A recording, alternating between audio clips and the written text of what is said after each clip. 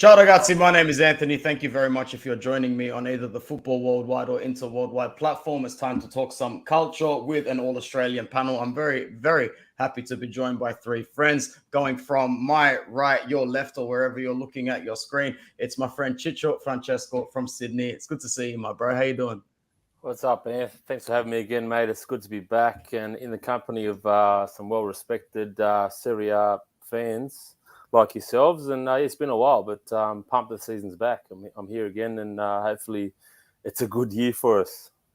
Hopefully, man. Hopefully, it's a good year for everybody all around, for all cultural fans. I'm joined by very well-respected Vito Doria. It's absolutely great to have you, man. Good to see you. Yeah, you too, Anthony. It's been a while since I've been on this video podcast. So, yeah, I'm glad to be here, even though it was bad for my team. But just to talk about Serie A in general is always good. Yeah, I was like unintentionally opportunistic when I messaged you a few hours ago. I'm like, oh crap, I hope he doesn't think I'm taking advantage of a bad situation here, but we'll get to that a little bit soon. And of course, it's great to be joined by a little bit of a crowd favorite, Zil Armando. It's good to see you, man. How you doing? Bello, I could not wait to come back. Thank you very much to the people don't know that you guys are recording this to accommodate a few of us that could not be on the panel otherwise. Been very last 4 or 5 months have been crazy busy. I don't think I have time to do much beside work and talk to you guys really briefly. I don't think you guys saw me on Facebook. So great to be back. Nice to see Chicho, Francesco. I talk to him often. Nice to see Vito, and of course, nice to see you, Anthony.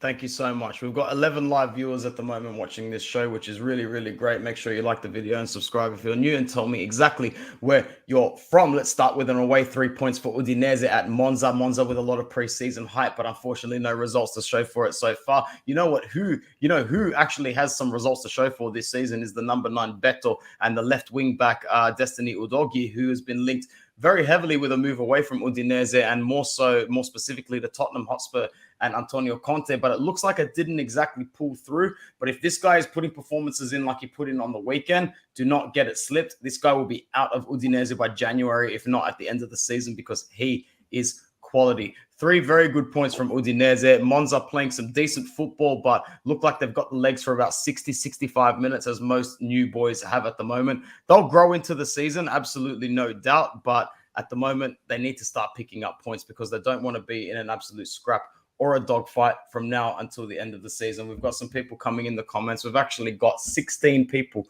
which is quite nice. Massimo, how you doing? Thanks for coming in. Bruno's very excited to hear you talk. Admo, he's very, very excited. Actually, he told me previously as well. So this should be a really, really good show.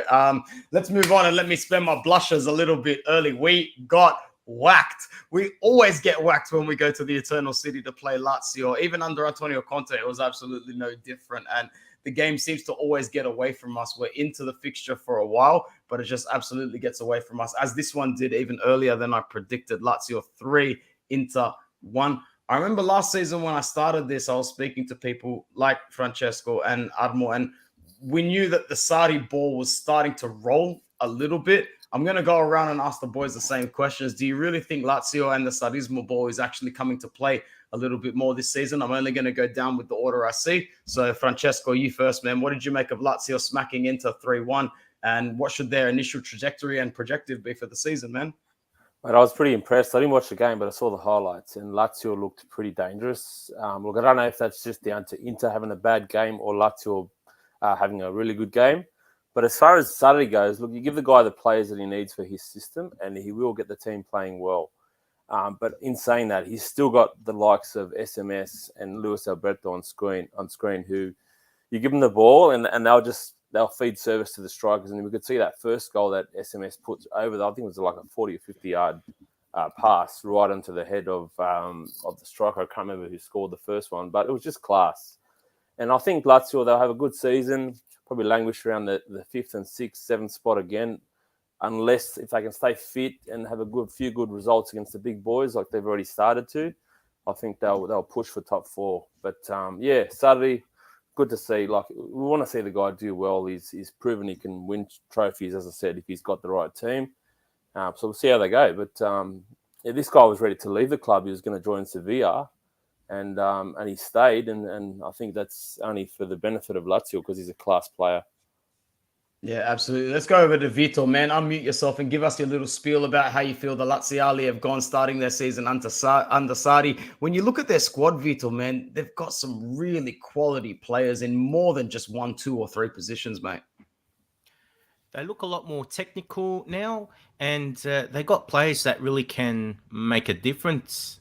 I think it was quite interesting that, they started the way they did in the first half, and Felipe Anderson opened the scoring after, heading in that beautiful pass from Sergej Milinkovic-Savic. Mm-hmm. And then in the second half, to have players like Luis Alberto and Pedro come off the bench, they really made the difference in the second half.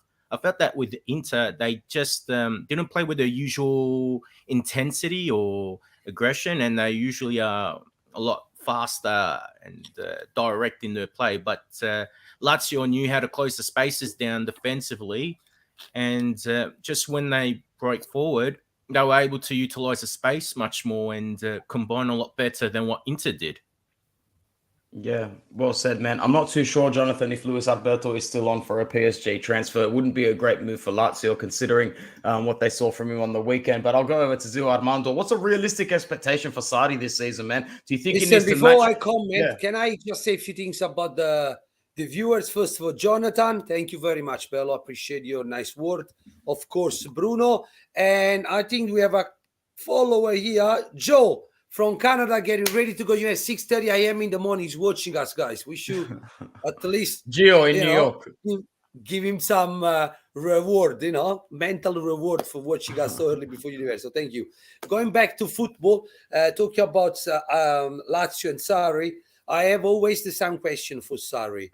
How many players going to utilize the whole season? If he's going to utilize the whole roster, the whole squad from Lazio, then I agree with Ciccio. He could have become a contender for 4th spot. If he still stick to his old mentality, 11, 12 players maximum, he's going to kill them. Having said so, the substitution, when you have Luis Alberto on the bench, you put him on. Luis Alberto is a player that always wanted at Napoli. I like him a lot. And even if the Lazio play style was better than Inter, if it was for those 2 great goals, I don't remember Andanovic have to save Inter goal that often. It was just that second goal killed Inter in the legs, and then Pedro scored another goal. Question is, how come Roma let Pedro go? That's some question that I will never understand. But Sarri needs a couple of years, so definitely they're going to play a little bit better this year. But start of the season, Bello, everybody looks fresh. We got 3 months to go and then stop again for World Cup. So very hard to do any prediction. Absolutely, man. And, let's face it, we've got games in 8.5 hours. It's Tuesday, 8:40 p.m. in Sydney, Australia, and there are Serie A matches happening in about 8.5 hours time. So the congestion is very, very real this season. Let's move on to a fantastic fixture, very high quality football from both sides, especially in the second half. Dusan Vlahovic with an absolute pelter. My God, he's got so much talent in his repertoire. He really is the full package, man. Nice image that we see up screen. We'll go to Francesco first off for this one. 1-1, really good performance from Juventus in the first half, man. Unlucky for Locatelli's goal to be disallowed as well. Probably feel like you deserve the 3 points, but coming away from this, confidence or points dropped at home for Allegri? I think, disappointed at the end of the 90 minutes to have drawn this game after, the first 40, 50, 60 minutes were really on top. Could have had 2 goals or 3 goals. And, of course, it had to be the man on screen, Dybala, to provide an assist for Tammy. But, look, I think Roma, credit to them, they came back in the second half. I'm a bit critical of Allegri's substitutions and the way that he responded in the second half. He could have been more proactive about it. But I guess it's what we expect to see from him now. It's pretty negative football. But it was definitely once Rabiot had come off, surprisingly, that player that come off had been Rabiot to change the game, because McKennie, I don't know what's going on with that bloke, but I think if there's was he played that far out of position, man, out to the right-hand side in this game, or we think that's a scapegoat excuse? I'm just not seeing the right attitude from him, mate. It's just he just doesn't look like he wants to be there. He's been linked with an exit a couple of windows in a row. Perhaps his head is elsewhere. But if we can get money for him, I'd take it now and keep some of the youngsters and bleed them through. But yeah, look, I think we played pretty well, especially in the first half. I just don't know what's going on between Dusan Vlahovic and the midfield, because there's just too much of a gap there, and he just doesn't get the ball enough. And when he does, he gets smashed. I just don't know. But obviously, when we get our players back and we're fully fit, we're going to be a pretty tough side to beat. I just worry that, like last year, it's going to be a bit of a slow start to the season, and we might fall behind and drop too many points. But it was a good game to watch. Just disappointing in the end. Of course, Vito, we'll go over to you next. Allegri, another slow-ish start to the season. Pragmatic approach. Do you think his stubbornness might cost the Juve points moving into the new year, like Chicho said? Or do you think that they're pretty much on the fast track to success? Their transfer market, it looks really good on paper, but there are a lot of margins for error in that. Indeed. I do think that Allegri's pragmatism has cost them in the past, especially in European ties. And I do think that Juventus will keep on struggling if Allegri plays with this old school Italian mentality. It's dated, and the modern game's so much more quicker, and you need to have a more balanced approach. Whereas Allegri, he was born in 1967, but he coaches like it's the year of his birth. I mean, this is 2022. You need to find that right balance. But if you're going to pick one over the other, you got to be more attacking than defensive. That being said, against Sassuolo, Juve looked good and had Di Maria. And Di Maria hasn't played in the last 2 games because of injury. Pogba hasn't played yet in Serie A. And Juve are still waiting for Federico Chiesa to return from injury. I think if Juve can have Di Maria, Chiesa, and Pogba on the field at the same time to give support to guys like Locatelli, Miretti, Kostic, and Vlahovic, they might actually become a very dangerous proposition. And maybe Allegri would have to bite the bullet and try to be a bit more expansive, because Juve have had problems luring technical midfielders over the last few years. But I think this season, and also with the emergence of someone like Fabio Miretti, I think Allegri has very little excuses to play a defensive style. And truth be told, the defense is not what it used to be either. Chiellini's gone. Bonucci has had troubles with injury. De Ligt got sold to Bayern Munich. So I don't think there's any reason to play just for 1-0 wins or 2-0 wins. Just go out there, supply Vlahovic properly, and actually try and outscore the opponents. Yeah, well said, man. Well said. They've definitely got the quality on the pitch to do it and on paper, but getting all those players fit on the same team sheet, it's going to be a struggle for them this season. Zio Alma, what are your initial thoughts on Juve after coming in a little slow, but after seeing that the quality is clearly there? First of all, I did not watch the game, but I listened to lots of you guys comment. I watched the highlights, so I'm not going to comment on the tactical point of this game, but the result, it's actually expected. I think there's been too much negativity around Juventus, and on the other hand, too much hype around Roma. The hype around Roma are unjustified. They both players that did not deliver anything in the last 2-3 years where they come from, including Mr. La Gioia Dybala. It's been a flop at Juventus for the last 3 years. You can ask Juventini. So I don't understand this hype to the new Messias arriving in Rome. Also, Roma finished 6 or 7 in the last 3 or 4 years. So you need more than just a Dybala or a couple of broken players from Premier League to step up to the big boys. And Juventus, not only the key player are missing. We forgot about Chiesa as well. No one mentioned about Chiesa. So Juventus after the World Cup could be a completely different team. One thing that I agree is that Juventus right now, it's a prisoner of the stupidity of Gianni Agnelli. We praise Juventus club for 9 consecutive years about the strategy, the market and everything. And for some reason, from after the Scudetto number 9, looked like Agnelli lost the plot. It's just chasing up his own tail. And this $9 million contract here with Allegri for another full season, it's just going to kill them. Because I'll tell you what, with those players, you cannot play such a boring old style of football. I agree with Vito. Not only agree with Vito, but when you have players that can play direct football and you try to play your football style, you're only going to go backwards because you're also playing a style that does not suit your player. Vlahovic needs to have two wings that attack the sides, attack the space, cut the back across 100 times a day. Vlahovic will score a lot of goals. But if you're waiting for Vlahovic to do the job that an Ibrahimovic does, or Eto used to do it, long ball to him, hold the ball, get the team up, and do some magical, that's not Vlahovic, guys. So I still have Juventus in the top 4. I did have Juventus in the top 4 last month.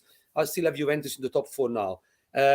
Like I said, everything depends on how those players that are injured for Juventus now, they're going to cop it until the World Cup and how they're going to come back from the World Cup. If Pogba decides to be what he's been doing right now, a problem for Juventus, decide not to get a surgery, to hold on because he wants to go to the World Cup, then there's a risk that he doesn't come back from the World Cup fully fit, and there's a big risk that he might take a surgery after the World Cup. So we might see no Pogba Juventus at all. With Di Maria will sign him up even when he's 50s. For me, it's one of the best players we got in Serie A right now. Unfortunately, got injury, but he's not an injury-prone player like Pogba, like Milik. This is something that I don't understand of Juventus. It's like they want to win everything. Let's get all the players ready to win, but we cannot afford what we used to afford up to 8 years ago. So let's get everything, a good second-hand player. Is he going to be worth it? It all depends. For me, Di Maria is a great sign. Pogba, I understand, it's a feeling things for Juventini, so heads off. But I don't understand the strategy, and because the strategy does not match Allegri's style. It's kind of confusing, and this is not just my feeling. This is what I get talking to all my friends from they support Juventus. I think with a proper coach, this side could do way, way better. Allegri's do it. Allegri's done. To me, it's finished. Ciccio, what did you think about Juventus's Mercato? A lot of different moves coming in, not completely over yet. I'm sure you'll be in for another player. You just signed Milik in the last 48 hours. What are you saying about it? Sorry, Paredes should be there tomorrow because Ruiz is in Paris for PSG. So yeah, correct. Look, I think we had a good market. Obviously, the team has been strengthened. We've got a bit of depth there now. We've got rid of some dead wood, but still some players there that I'd like to see move on, without naming who. But I just feel like, the squad is definitely better than last year. And if you look at last year's table, Juve wasn't that far off the top, and we had a bad year. So if teams like Napoli, Milan, Inter, Lazio don't get their business happening pretty quickly, and then after the World Cup, Juve's players are all back, it could be a problem. It's game on. Yeah, I tell you, Juventus is top 4. The order we can't tell now, but for me, Juventus 5th, 2nd, 3rd, or 4th, definitely. I think it's really hard to split the top 6 in this season. If we get to November, December, and Juve isn't in the top 4, Allegri is he's gonna be sleeping with one eye open because his days are numbered. Oh yeah, for sure. Possibly, man. We'll have to see. Let's move on to the champions. Milan got the business done against Bologna. They seem to just be able to find a way with their talent and their grit. I actually really admire what Maldini has pretty much done in the back room with this place. But I'll be very impressed to see if they hold on to Rafael Leao, and more importantly, if they can sign him to a new contract. I'll go over to Vito first. What do you make of Milan this season? Can they back it up and go 2 from 2, or do you see them fading away a little bit, man? At the moment, I think they can go for back-to-back Serie A titles. I saw them play against Udinese, and despite a few scares from the Friulani, they still were able to get the win. And they had a pretty comfortable win against Bologna on the weekend. I don't think Magnan really had to make many saves against the Felsinei. And what I like is that Leao showed some of that form that made him a match winner last season. And the new Belgian youngster, Charles de Ketelaere, he looks quite promising. He gets all these comparisons to Kaká and a few others. Even Fabio Capello compared him to the legendary Gianni Rivera, which I think is a stretch. You just got to let him be himself. But for what he's shown so far, and especially against Bologna, I see a player who plays like a number 10, is elegant on the ball, knows how to dribble, is a good passer, but also he helps the team defensively. He can apply pressure, he'll chase his opponent, and that first goal really summed up what the Catalare has shown so far. He dispossessed one of the Bologna players, I think it was Nicolas Dominguez, and he produced that pass for Leao to score the opening goal. So I think having a number 10 is something that they were lacking, because Brahim Diaz, after a good start last season, dropped off. And then Frank Kessie had to do his Kevin Prince Boateng impersonation. I mean, Kessie is a defensive mid. He's not a trequartista. But Pioli managed to find a good enough strategy to get the best out of those players. They won the Scudetto. But with when you have players in their natural positions, you can only get better from there. Yeah, fair call. I was watching them, and I really enviously enjoyed the fluidity that they were moving from midfield to attack. And when Leao gets the ball on that left-hand side, it just almost seems that there's no defensive line in the league that can stop them. So big up to the Belgium as well. I'll go around extremely briefly to the other two gentlemen. Francesco, Milan still backing up where they did last season. Do you think they can just go under the radar and collect many points and keep it up all season again? I think, yeah, they'll take out the title this year. Not so comprehensively, but I think they'll finish on top. And Leao's, he's worth about 12 points on his own. Yeah, on the goals and assists that he provides. We're going to see a difference after the World Cup, and if they get over the group stage of the Champions League, if they can do it on two fronts. But I think the team, they've only gotten better, and they've added some strike power. So yeah, I'd put them as number one at this point.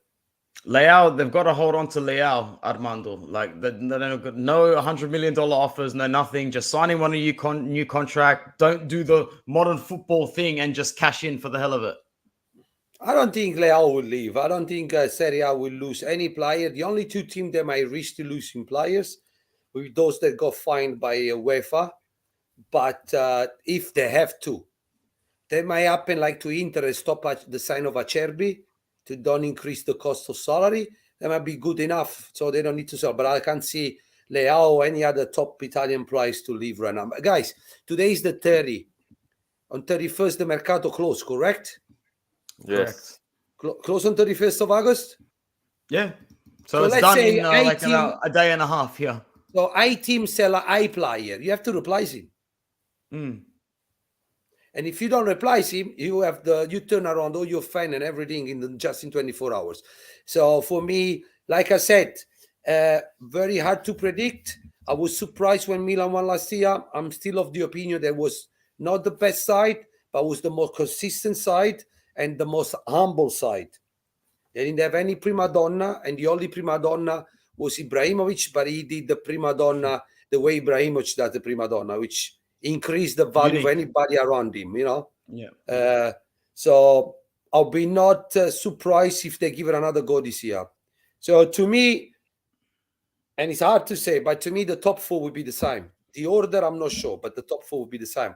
I don't see Roma, Lazio, and Atalanta be any near closer to the other four teams. Can I say something? We have a very active chat right now. I'll be reading every comment. So anyone that's still watching, guys, shoot some question. I'll be love to answer some questions because I like this kind of interaction. With permission of Anthony, of course.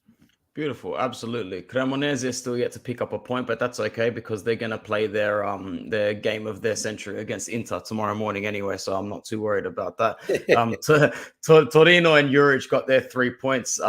Very good goals from Vlasic and Radonjic as well. I think Sanabria quietly is having a fantastic season like he had last season for Torino, and it wouldn't surprise me to see him score a big move. A goal back for Seb Nicola as well. But, watch this space, and I'll be sure to report on Radu's performance against Inter tomorrow as well. But we'll see what happens with Torino this season. I think they'll be able to score a few more points where they lacked in that mid-table section last season.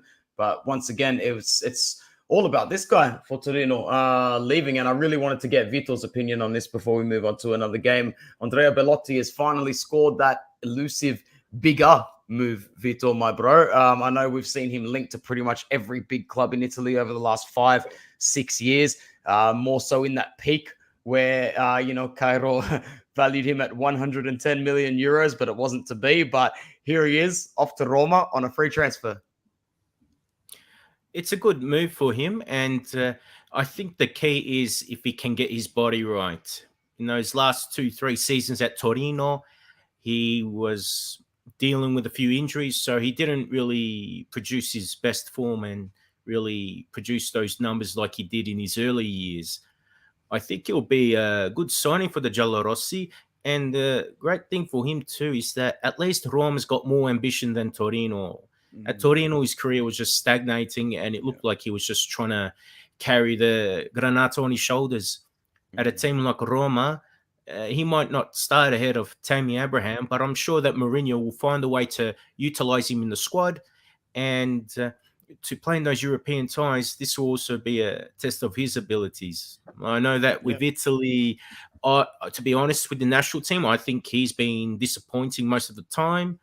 But as a club footballer, I think he's a good player, and he's got a good work ethic, and he's a good finisher, at least in Serie A anyway. But to play in those European ties, I think that's what someone like him needs. And at 28 years old, I think this is the right time to really see where he stands and what his career could end up looking. This might be the time that in a few years we see him joining Roma, and then at the end of it we see, was Torino the level for him, or will we be thinking that he should have moved early and that what he ends up doing for Roma is fantastic? So the verdict's out in that aspect, but I think this is a good choice for him. And like I said, as long as he gets his body right, I think he might be able to make a contribution in Rome. Exactly. If not now, then when? He's been longing for a move like this for a while, and I'm keen to see exactly what he can do. Toon Koopmeiners, who, if anyone remembers, last season, really early in the season, I said, watch out for this guy because he's got that old school Dutch Alkmaar mentality, not mainstream City mentality, where he's just going to absolutely thrive. And he's thrived so far. He's the next big money maker for Gasperini and the Atalanta machine. This guy will go for a big price. They only got him from AZ for about 8.5, 11 plus bonuses, and he's going to be an absolute cash cow for them. 1-0 for Gasperini. The Atalanta machine keeps rolling. They will hit some stagnation this season and some players who are really void of motivation. I'm sure Armando agrees with me. We were sort of both in agreement last season that they were just starting to teeter off. Just quickly, Armando, because I know Napoli is the next game we're going to. Where do you realistically see Gasperini finishing with this side, knowing that, the gloss and the fairy tale story of the Champions League run with a peak Zapata, Ilicic, Papu Gomez, it's way over now, bro? I think we spoke about last year. We nailed it. And I think this year, like I said, I'll divide Serie A in two main blocks. The top four, which is the four that were last year. And then you got a bunch of teams that will fight between 5th to 8th place. And that's Roma, Lazio, Atalanta, maybe Fiorentina, because I saw a very nice side against Napoli. But once again, you have to see if they keep the kind of performance all the time or just when they play against teams that they don't really like it. Fiorentina seems to be one of those teams. I have no hope for Atalanta. I think they're on the way down. I think they will do worse than last year. I watched Gasperini interview in the last few weeks, and the guy seems to be an Allegri 2.0. Its ego went all the way up. He said he doesn't see to, he got rid of a striker publicly, said, we're going to replace him because he's been playing in a position that he knows his position. He's been sacrificed for the team, but we need somebody to score more goal than him. And the kid scored a goal the game after. So Gasperini is a really, really one of those coaches that would never accept to change, would never accept that somebody does better than him. So I think he was a great success of Atalanta. He also be the cause of Atalanta the unsuccess. Yeah, fair enough. Francesco, just really quickly, we'll go to you. Where do you realistically see Atalanta challenging for this season, mate? Do you think they can crack the top four, run in again, or are they doomed to sort of trail off? Yeah, I agree with Armando. They're just going to be the side that's, I guess, going to be a bit of a pest to the top teams. But I don't expect them to go much higher than 7th, or I'll put them around 8th spot this year. I do like the new signing, Lookman. He looks like a good little player. pretty explosive. But and Koopmeiners, what a hit he did on the weekend. The Oh, left yeah. foot is just Good is player. killer. Yeah. It remains to be seen if they keep Malinovsky, because he'd be a big loss to them. But Yeah. I'm not too worried about Atalanta this year, and I think Gasperini, his days are done trying to crack the top four. Like I said last season, man, he should be using his legacy at Atalanta as a building block to score one big ass contract before he decides to settle up and settle in, because he can really coast off this Atalanta success and get himself a contract elsewhere. He man. could have it, Bello. He could have been the guy going to Juventus. He was Honestly, perfect. it's I speak when they went to Sarri, when they decided to go back. I think that was the moment that they were very close to him before they went to Pirlo. And I think that would have been a great sign for Juventus and a great decision for him, because he will have to face new challenges. He will have his behind on fire, because at Atalanta, he plays safe now because it's a god for them. Did Atalanta make the Champions League the season that Sarri was at Juventus? I think it might have been the same. Yeah, they did. Yeah, Napoli where they made their for deep 3 years. run. Yeah, there you go. It would have been That a was the catalytic moment. decision. Yeah. You take Atalanta to Champions League, you have to go. What else you can do? Fair call. Empoli played half decent against a Samuel Umtiti, who was very grateful. Lecce at 1 point for each side. We'll see how they move on throughout the season. It was nice for me personally to see Satriano get some minutes on loan from Inter. Let's move on to Napoli and Fiorentina and go straight to Zio Armour. You guys dropped points for the first time this season. However, going away to Vincenzo Italiano this season is probably going to rank as the top 3 to 5 toughest away trip of the season. So no necessary points lost this early, man. Listen, first of all, it depends if you look like a lost point or like a gain point. All I know is that Spalletti in 5 games last year lost 4 against Italiano. So for me, was quite what's his name? Was quite sorry, I was reading a comment question. Yeah, we've got a good question for you here, so make sure you answer it, because he is a very good player. I was happy with the draw. We had a couple of good chances, but also Fiorentina one-on-one man marking. It was a good test for us, because last year this game we suffered a lot. This year we managed to move away from the high pressure and create a couple of chances. I think it was a very good game to watch, very tactical. In football, we say nil all is the perfect game. I think there was a very good game. And to be fair, if Napoli or Fiorentina was going to snitch a goal at the end and win the game, would have been unfair for either side. I'm very happy the way Napoli play. Now, to answer that question, just to give my little thoughts about Napoli Mercato, because I've been on the show for a while, if you give me a few seconds. First of all, I'm in the crowd of hype, but no. If the boys in this video know me, because I've been chatting with them the whole summer, but also if you've been following us on this YouTube channel, all the video that we've done every week, you should know that this so far and tonight will be the best mercato for me ever, because we got rid of 2 players that I never liked, and I've been saying every single episode that Napoli was playing with 1-2 men down, which was Insigne and Fabian. Pretty boy on the ball. Very nice to see him shooting from outside the box. Full stop. Does not defend, does not track, does not tackle, does not win challenge in the air. It cost us a lot of goal because he does not take his man. Insigne, boring. He's been made Napoli capital because he's Napoletano. He only had 1 shot, 1 play, tira giro, but he needs to hit people in the ground 100 times before he hits the goal. He was very good with Sarri, because the Sarri ball was shooting him, because he only have to do that job. But Insigne never attacked the line. He never crossed with his left, never shot with his left. And every time he had the ball, and Mario Rui was doing the overlap, was turning and going back. If Mario Rui was not doing the overlap, he was going back to Mario Rui and back to the goalkeeper. We finally now attack the space, attack the line. We can cut it back and we can cross. And Crava, it's a gem, guys. I watch him play since Napoli's been speaking about him since January. I've been watching him and I loved him. And he's been doing the same thing game in again. And even against Fiorentina, which was a very tough game, he put a ball on the head of Lozano that only Lozano could miss the goal. In all Serie A, there are probably 2 players that missed the goal, Lozano and Ranocchia. Full stop. Well, so yes, man. I'm really happy. I'm very happy about the guy. I'm happy about all the new sign. him, you cannot replace Koulibaly. You cannot. If you're gonna go and think, I'm gonna replace Koulibaly, forget about. But I saw Kim, and you know what? If I was a player, I'd be very intimidated by him because he looks like a big giant. Comes out, clean the ball, pass it, go back. Comes out, clean the ball, pass. He doesn't, very disciplined. I'm very happy with the sign of Simeone as a second striker. You replace Petagna with Simeone with the same amount of money. For me, is a great sign. I need to check Oliveira. I like him. I spoke with the people that bought him from Uruguay to Spain. They give me good feedback, but I haven't seen much of him yet. The midfielder, guys. Last year I loved my midfielder. This year I'm gonna love it even more because Dombele for me to Serie A, it's a great plus. Does Napoli gonna win Scudetto? No way.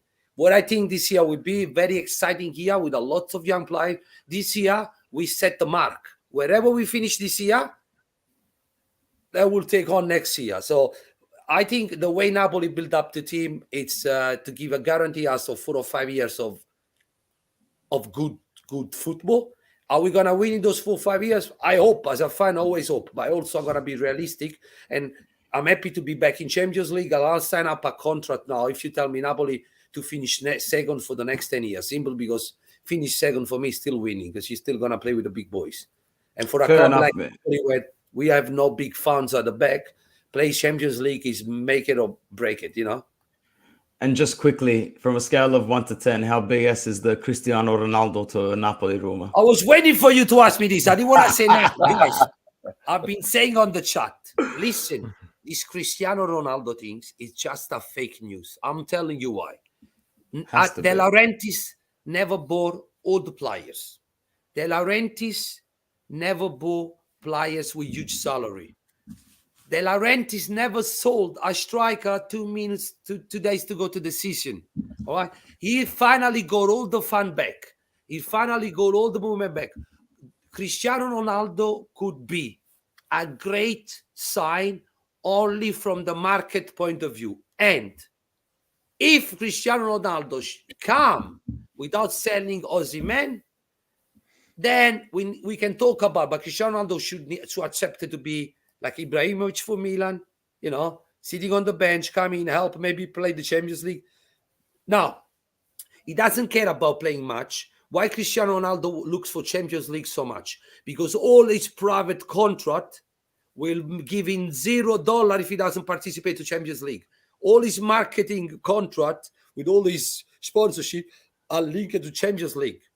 So that and his ego, his own ego is linked to the Champions League, man. He just wants it. That's what he wants. It's the money for him. The money comes before the ego. Cristiano Ronaldo. I never believed the rumors of Napoli. As you guys know, we chat on the chat, and I told you from day one. So to me, it's never been an option. Yes, it would be a great marketing thing for Napoli. Napoli will get 1 million of followers on Instagram. We'll start selling shirts. You will have kids coming to my gym with the Napoli top and go, whoo! But on the pitch, unfortunately, it's not suitable for our style. I like him. I'm a big fan of Cristiano Ronaldo. The guy scored 25 goals between Premier League and Champions League last year. And he left Juventus, but it was a gun at Juventus. But you saw the way Napoli plays. Where you gonna put Cristiano Ronaldo? The way I saw it, I'm like he was gonna act as just a more efficient Icardi, the way Icardi was at Inter under Spalletti. But even then, I figured to myself, what's the point, mate? You've already got Victor Osimhen. There's absolutely no need for this even headline. Cristiano Ronaldo, he will play for Crava. I don't wanna put a kids like Crava on the bench now that he's exploding. I think Napoli was focusing a lot of young players. Sorry, go.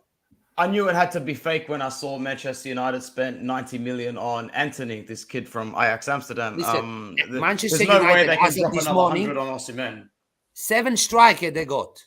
They got 7 strikers without counting Cristiano Ronaldo. They signed up Anthony and another striker. And then they got Martian. They got what's it called? Dumfries. They got Rashford as well, man. They got lots of forwards. I know that. But I didn't think Osimhen would be going there for a second. Vito, I want to know your thoughts on Napoli's Mercato, which peaked sort of later on, they hit a stagnant point, but then Ndombele, Simeone, and Raspadori back to back. Impressive stuff to finish off, Vito. They've made some very good signings, and also I think that in getting rid of those players over 30, they're really regenerating for the future. I'm probably very pessimistic about Napoli this season. I'm thinking 4th to 6th. I think they could miss out on Champions League, but from the season after that, I think then they can climb back up again. And another thing too is, someone like Kvaratskhelia, he's been sensational so far, but hopefully the hype doesn't, fall too much onto him, and that it puts too much pressure on him, because he's only 21 and he's got a lot of potential. He looks very exciting, but I just hope that between the media and the fans, they don't sort of, ruin things Vito, for him, because I think he can go very far. On that subject, I agree with you. But what I noticed in this year Napoli sign, we didn't get those nice, pretty, good boys. We got all players that look like criminal, man. You put them all the pictures together, they look like the good fellas. Kvaratskhelia, he comes from Georgia, he doesn't come from Turak in Melbourne.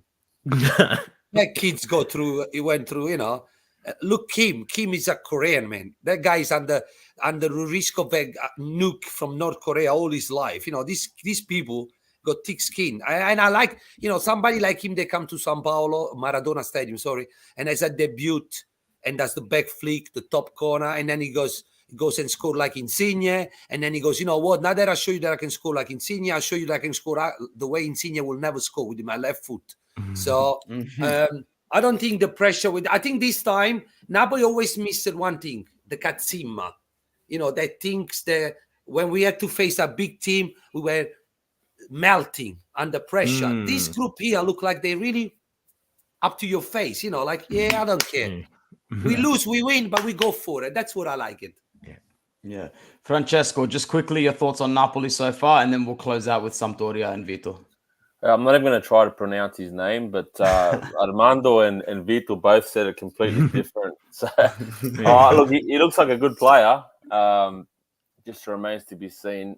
I just say Crava. I shorted the name of the football. Crava. The rest I'm never going to say it. He's coming from Georgia, so let's see how he goes all year, and how Napoli goes as a team. I think they're probably the team that's strengthened the most as far as completing the team out of the league this year. I like the signings they've made, but will they gel this year? Like Vito said, maybe not this year. And I'm just not a big fan of Spalletti, as Zil knows. I think he's not a winning coach. He's sort of always on the brink of winning, but never gets there. But look, we'll see how we go. I think they'll have a good year. Just crack the top 4, only just. We'll see. Yeah.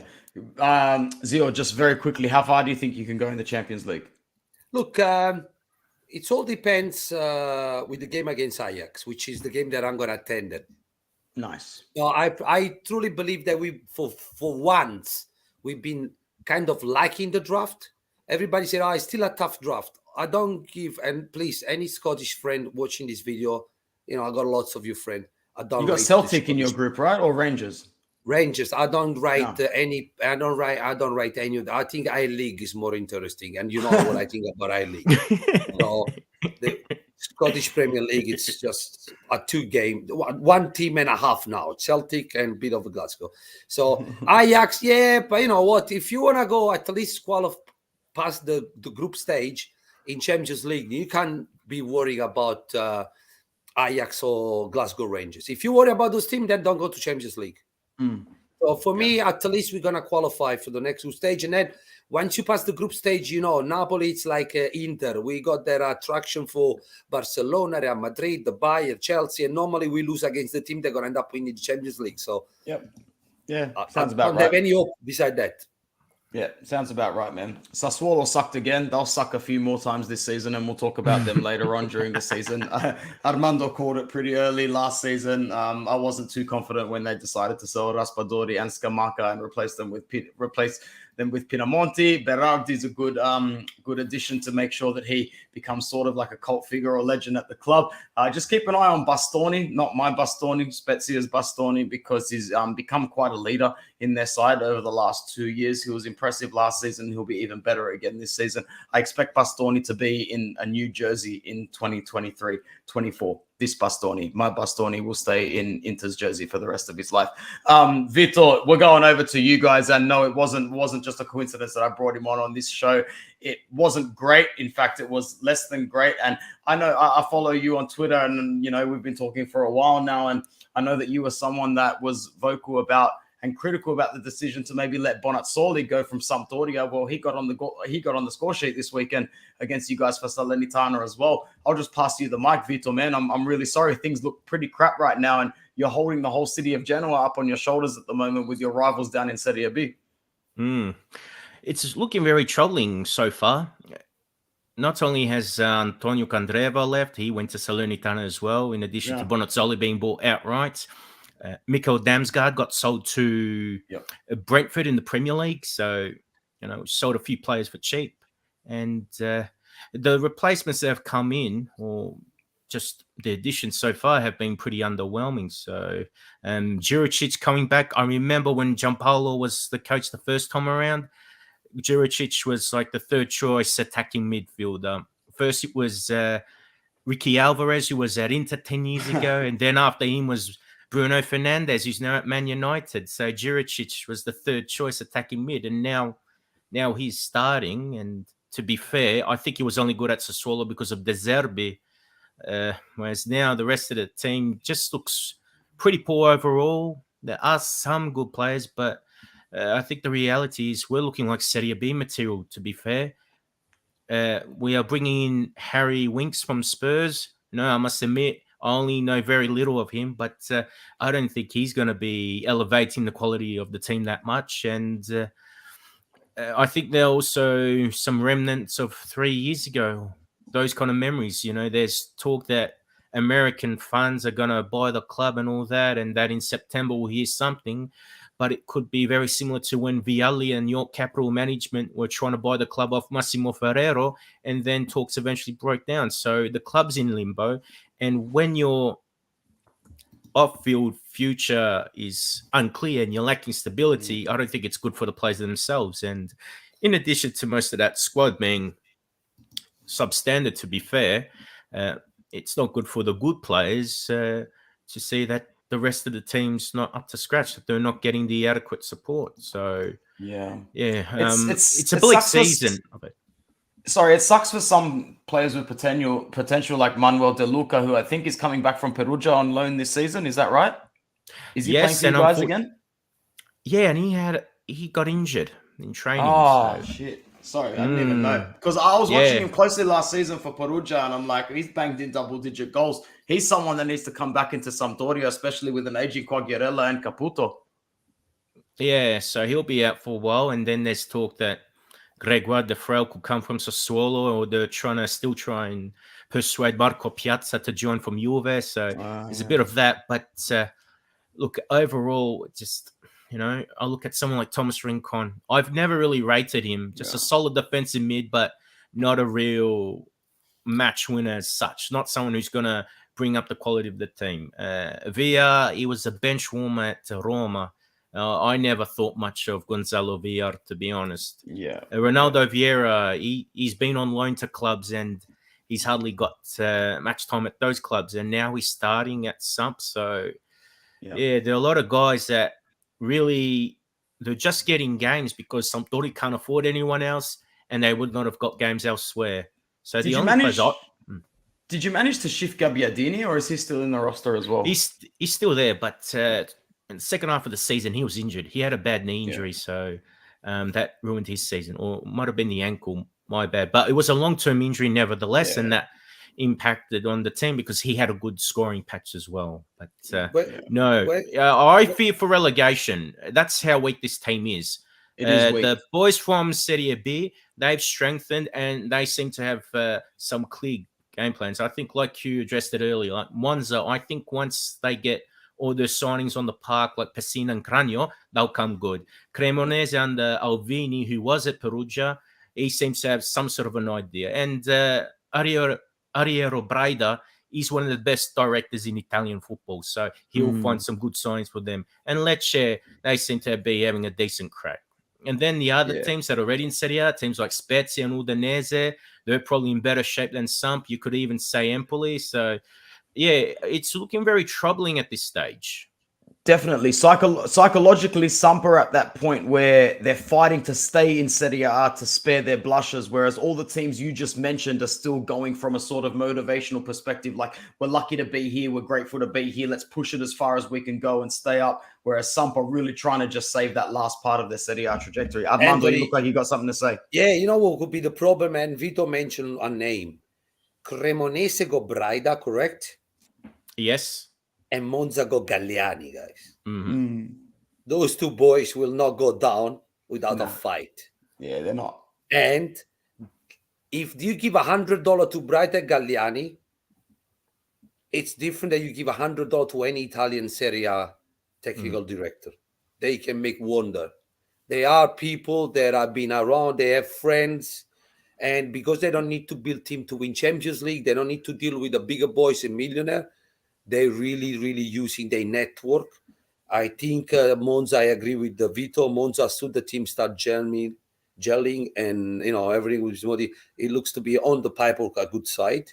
And Cremonese, I think it's Gaetano. It's about to go back to them, and they are decent side. I've been watching Cremonese since they were in Serie C2, simply because they've been Napoli sister team from the last 5 or 6 years. We've been playing friendly game in pre-season. I've been giving them all our young players on loan. So they also been working on a project. It's not just a casualty they are in Serie A. They've been working and building up since Serie C2. So, and same at Monza. See the similarity. Berlusconi and Galliani took Monza, I think it was Serie C2, and slowly they built blocks year by year. So, yeah, my question to Vito, he answered already, was when did you see Sampdoria this year?